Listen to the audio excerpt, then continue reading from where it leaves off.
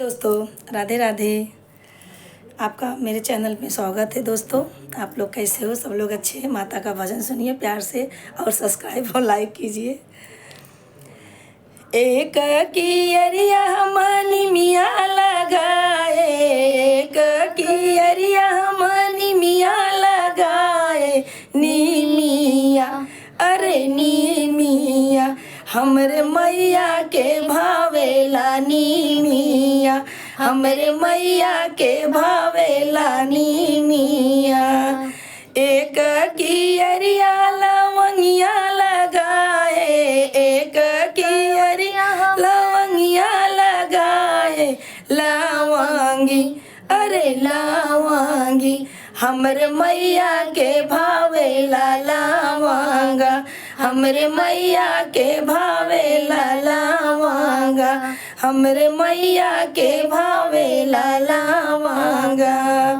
एक कियरिया हम पनवा लगाए, एक कियरिया हम पनवा लगाए, पानवा अरे पानवा हमरे मैया के भावेला पानवा, हमरे मैया के भावेला पानवा, हमरे मैया के भावेला पानवा।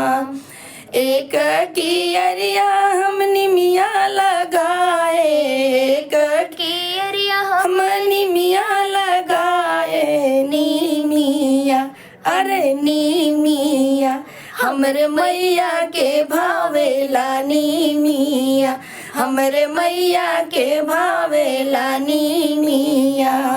सात रंग की चुनरी हम रंगवाए, सात रंग की चुनरी हम रंगवाए, हम रंगवाए हो हम रंगवाए, चुनरी अरे चुनरी हमरे मैया के भावेला चुनरी, हमरे मैया के भावेला चुनरी।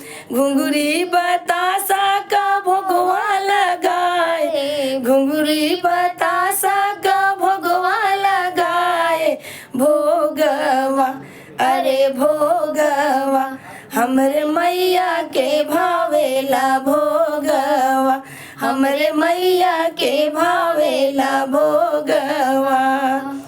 मंदिर में बैठ के हम पचरा सुनाए, मंदिर में बैठ के पचरा सुनाए, पचरा अरे पचरा हमरे मैया के भावेला पचरा, हमरे मैया के भावेला पचरा।